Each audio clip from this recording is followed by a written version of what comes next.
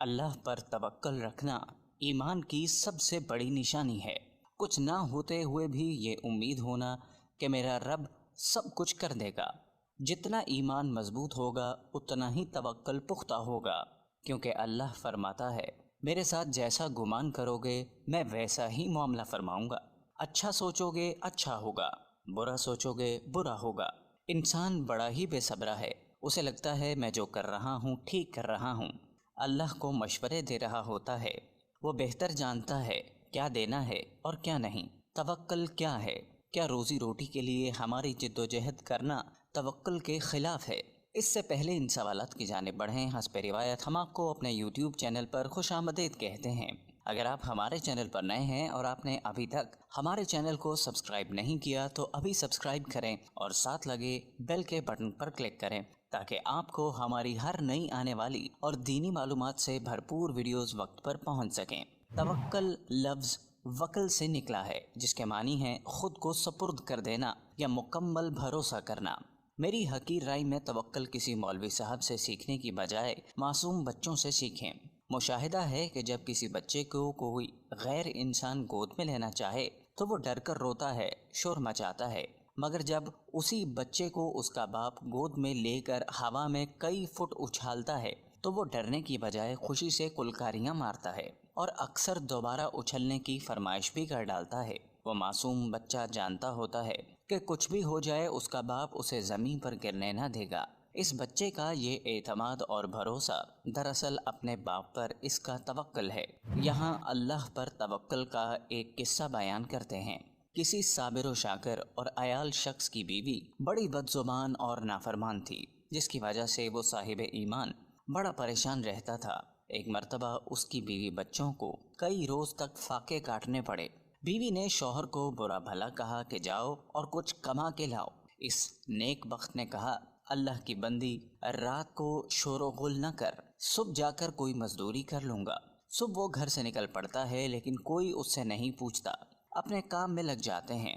وہ ایک جنگل میں عشاء تک عبادت کرتا ہے اور خالی ہاتھ گھر لوٹ جاتا ہے اور سوچتا ہے خالی ہاتھ دیکھ کر بیوی پتہ نہیں طوفان کھڑا کرے گی۔ تو بیوی نے سوال کیا کہ میاں صبح سے لے کر اب تک کیا کمایا ہے؟ شوہر نے کہا جس کی مزدوری کی ہے وہ بڑا ہی رحیم و کریم ہے، اس نے کل دینے کا وعدہ کیا ہے۔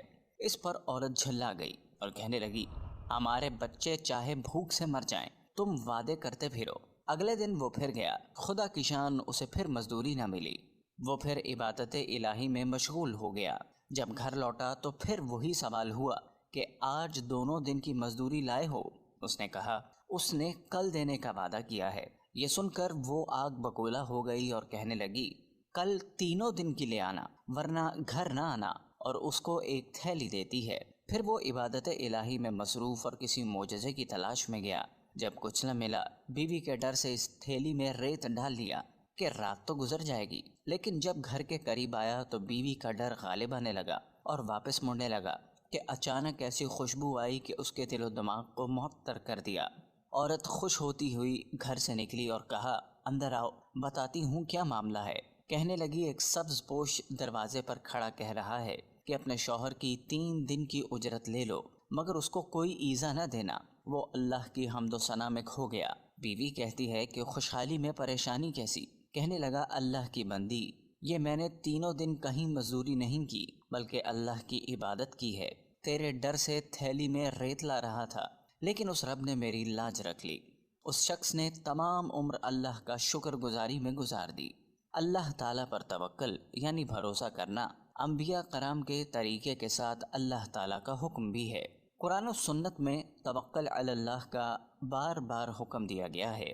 صرف قرآن کریم میں 7 مرتبہ وعلی اللہ فلیتوکل المؤمنین فرما کر مومنوں کو صرف اللہ پر توکل کرنے کی تاکید کی گئی ہے، یعنی حکم خداوندی ہے کہ اللہ پر ایمان لانے والوں کو صرف اللہ ہی کی ذات پر بھروسہ کرنا چاہیے۔ آئیے سب سے قبل توکل کے معنی سمجھیں۔ توکل کے لفظی معنی کسی معاملے میں کسی ذات پر اعتبار کرنے کے ہیں، یعنی اپنی عاجزی کا اظہار اور دوسرے پر اعتماد اور بھروسہ کرنا توکل کہلاتا ہے۔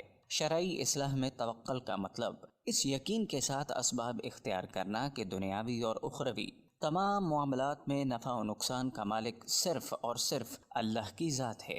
اس کے حکم کے بغیر کوئی پتا درخت سے نہیں گر سکتا۔ ہر چھوٹی بڑی چیز اپنے وجود اور بقا کے لیے اللہ کی محتاج ہے۔ غرض یہ کہ خالق کائنات کی ذات باری پر مکمل اعتماد کر کے دنیاوی اسباب اختیار کرنا توکل علی اللہ ہے۔ اگر کوئی شخص بیمار ہو جائے تو اسے مرض سے شفا یابی کے لیے دوا کا استعمال تو کرنا ہے، لیکن اس یقین کے ساتھ کہ جب تک اللہ شفا نہیں دے گا دوا اثر نہیں کر سکتی۔ یعنی دنیاوی اسباب کو اختیار کرنا توکل کے خلاف نہیں، بلکہ اللہ تعالیٰ کا نظام یہی ہے کہ بندہ دنیاوی اسباب اختیار کر کے کام کی انجام دہی کے لیے اللہ کی ذات پر پورا بھروسہ کرے۔ یعنی یہ یقین رکھے کہ جب تک حکم خداوندی نہیں ہوگا اسباب اختیار کرنے کے باوجود شفا نہیں مل سکتی۔ حضرت مریم علیہ السلام نے جب اللہ کے حکم سے بغیر باپ کے حضرت عیسیٰ علیہ السلام کو جنا تو ان کے لیے حکم خداوندی ہوا کہ کھجور کے تنے کو ہلائیں، یعنی حرکت دیں۔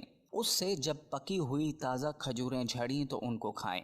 اللہ تعالیٰ اپنی قدرت سے حضرت مریم علیہ السلام کو بغیر کسی سبب کے بھی کھجور کھلا سکتے تھے، لیکن دنیا کے دارالاسباب ہونے کی وجہ سے حکم ہوا کہ کھجور کے تنے کو ہلائیں۔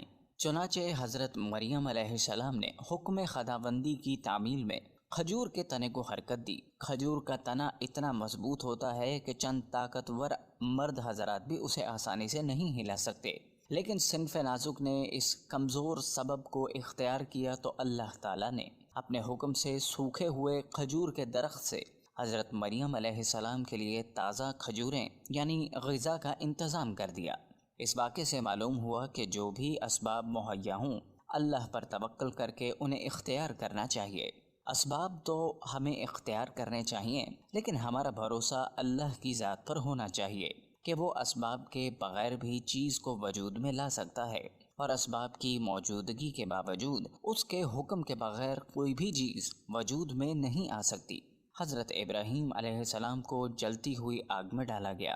جلانے کے سارے اسباب موجود تھے، مگر حکم خداوندی ہوا کہ آگ ابراہیم کے لیے سلامتی بن جائے، تو آگ نے انہیں کچھ بھی نقصان نہیں پہنچایا، بلکہ وہ آگ جو دوسروں کو جلا دیتی حضرت ابراہیم علیہ السلام کے لیے ٹھنڈی اور سلامتی کا سبب بن گئی۔